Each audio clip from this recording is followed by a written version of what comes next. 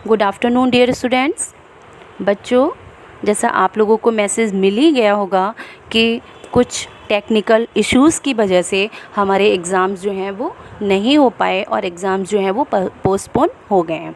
तो फिर अब जब हमारे एग्ज़ाम पोस्टपोन हो गए हैं तो बच्चों हम अपना रिवीज़न वर्क जो है यहीं पर स्टॉप करते हैं और जो हमारा न्यू सिलेबस का जो हमारा न्यू सिलेबस है उसको हम स्टार्ट करते हैं। तो बच्चों, आज की हमारी क्लास का विषय जो है हमने लिया है हिंदी व्याकरण से अलंकार। अलंकार जो है बच्चों वो हम क्या है, अलंकार हमारे काव्य की शोभा को बढ़ाता है। तो अलंकार वही होते हैं जो हमारे काव्य की या हमारी भाषा की शोभा को बढ़ाते हैं। तो फिर आज हम अपनी इस क्लास में जानेंगे कि अलंकार का अर्थ क्या है, अलंकार की परिभाषा क्या होती है, अलंकार के मुख्य रूप से कितने भेद होते हैं, अलंकार जो है भाषा में उसका क्यों प्रयोग किया जाता है, और अगर हम उसका भाषा में प्रयोग करते हैं तो फिर प्रयोग के बाद हमारी भाषा में क्या परिवर्तन होते हैं। बच्चों, इन सब चीज़ों की जो जानकारी जो है, इन सब चीज़ों के बारे में आज हम अपनी हिंदी व्याकरण की क्लास में जानेंगे। बच्चों, अलंकार का अर्थ होता है, अगर हम अलंकार का शाब्दिक अर्थ की बात करें तो अलंकार का अर्थ होता है आभूषण या गहना, या फिर हम अलंकार के पर्यायवाची शब्द भी बोल सकते हैं कि अलंकार के पर्यायवाची शब्द होते हैं जेवर होते हैं, गहना होता है, आभूषण होते हैं। तो ऐसे ही अलंकार का ही हम अगर शाब्दिक अर्थ निकालें तो अलंकार का अर्थ है आभूषण, गहना या जेवर।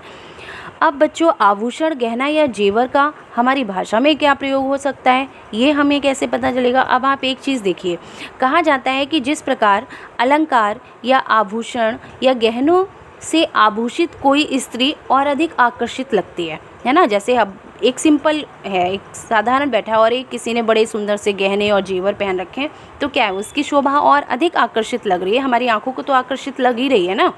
तो कह रहे हैं कि जैसे कोई स्त्री गहना या जेवर पहने हुए और अधिक आकर्षक लगती है, उसी प्रकार काव्य भी अलंकारों से आभूषित होकर और अधिक आकर्षक हो जाता है ना। एक काव्य हमारा जो है, अगर उसमें अलंकार हैं, उसकी भाषा अच्छी है, उसकी व्याकरण अच्छा है, यानी ये भाषा और व्याकरण यही सब मिलकर तो अलंकार होते हैं, यानी यही तो शोभा है अलंकार की। तो ये सब अगर उसमें अलंकारों से आभूषित होकर और अधिक हमारा काव्य जो है वो काव्य हमारा और अधिक आकर्षक हो जाता है।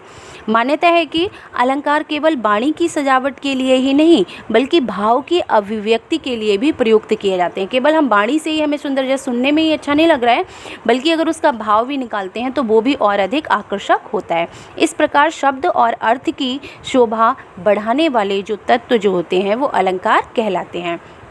तो बच्चों, मैंने आपको शाब्दिक अर्थ बता दिया कि शाब्दिक अर्थ जो है वो हमारा जेवर या गहना है। अब जेवर या गहना जो है वो हमारी भाषा में कैसे प्रयोग हुआ, तो अभी तक हमने जो था वो शाब्दिक अर्थ को जाना था, लेकिन अब शाब्दिक अर्थ का भाषा में कैसे प्रयोग होता है।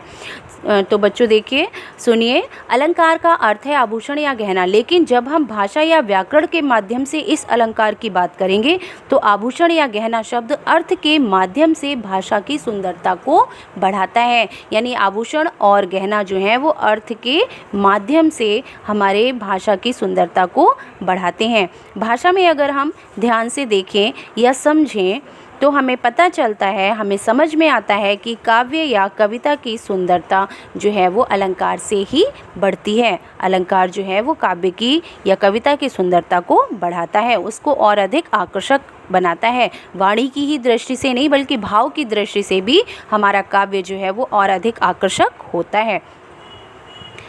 अलंकार वह तत्व है बच्चों, अब हम आपको बता रहे हैं कि अलंकार को अपने शब्दों में हम बता रहे हैं, उसको हम कैसे उसको मतलब उसकी व्याख्या कर सकते हैं।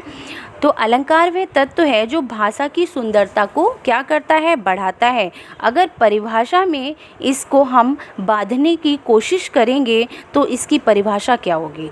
कह रहे हैं कि अलंकार वह तत्व है जो हमारी भाषा की सुंदरता को बढ़ाता है, लेकिन अगर हम इसको परिभाषा में बांधने की कोशिश करेंगे तो इसकी परिभाषा जो ये हो जाएगी, काव्य की शोभा बढ़ाने वाले तत्वों को अलंकार कहते हैं।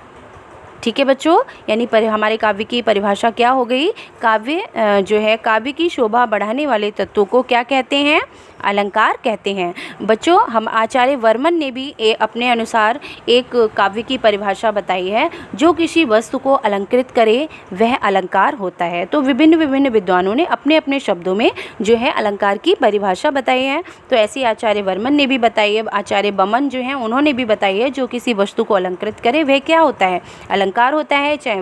चाहे वह किसी व्यक्ति विशेष को अलंकृत करे, चाहे वो किसी भाषा को अलंकृत करे, तो वो क्या कहलाता है, अलंकार कहलाता है। बच्चों, यहाँ पर जो है एक विशेष रूप से शब्द आया है कि अलंकार की शोभा बढ़ाने वाले तत्व जो होते, तत्व जो शब्द आया है, ये तत्व एक विशेष रूप से है, यानी यह अलंकार की शोभा बढ़ाने वाले तत्व जो हैं वो स्वयं सौंदर्य, कविता के सौंदर्य को, यानी कह रहे हैं कि जो तत्व हैं वही हमारी कविता के सौंदर्य को बढ़ाने का क्या है, माध्यम है।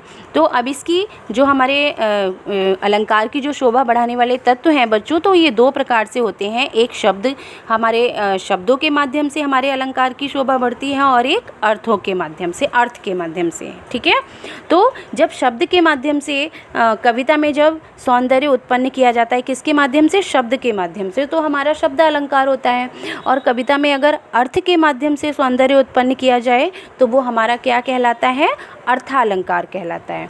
तो ये हमारे अलंकार के जो क्या हो गए, दो भेद हो गए। वो दो भेद कौन से हो गए, एक शब्दालंकार हो गया और एक अर्थालंकार हो गया। तो शब्दालंकार में बच्चों क्या है, शब्दालंकार में हमारे तीन अलंकार आते हैं, एक अनुप्रास, यमक और श्लेष। और फिर हमारा जो दूसरा अलंकार है वो अर्थालंकार है। और अर्थालंकार में बच्चों हमारे आते हैं उपमा, रूपक, उत्प्रेक्षा, मानवीकरण, अतिशयोक्ति, अन्योक्ति अलंकार आदि, ये सब जो है हमारे अर्थालंकार में आते हैं। तो बच्चों, आज तो मैंने आपको अलंकार किसे कहते हैं, यानी अलंकार क्या होता है, उसकी हमारे भाषा में, हमारे काव्य में क्या परिवर्तन आते हैं, उसके प्रयोग से हमारे काव्य की क्या शोभा बढ़ती है, कैसे प्रयोग किया जाता है, कितने प्रकार के होते हैं, ये सब मैंने आज आपको अलंकार के बारे में बताया। अब कल जो है बच्चों हम शब्दालंकार को जो है एक्सप्लेन करेंगे, और शब्दालंकार में अनुप्रास, यमक, श्लेष, इन सब की परिभाषाएं आपको बताएंगे, इनके एग्जाम्पल्स आपको बताएंगे। फिर हम अर्थालंकार को भी एक्सप्लेन करेंगे, उसके उपमा, रूपक, उत्प्रेक्षा, मानवीकरण, अतिशयोक्ति, अन्योक्ति अलंकार, इन सब की डेफिनेशंस और एग्जाम्पल्स आपको बताएंगे। तो मुझे लग रहा है कि बच्चों अब आप लोगों को आज अलंकार बड़े अच्छे से समझ में आ गया होगा कि अलंकार किसे कहते हैं। तो फिर इसको आप अच्छे से सुनिए और समझिए, और अगर समझ में कोई समझने में आपको प्रॉब्लम हो रही हो तो आप मुझसे फ़ोन पे पूछ सकते हैं। थैंक यू बच्चों।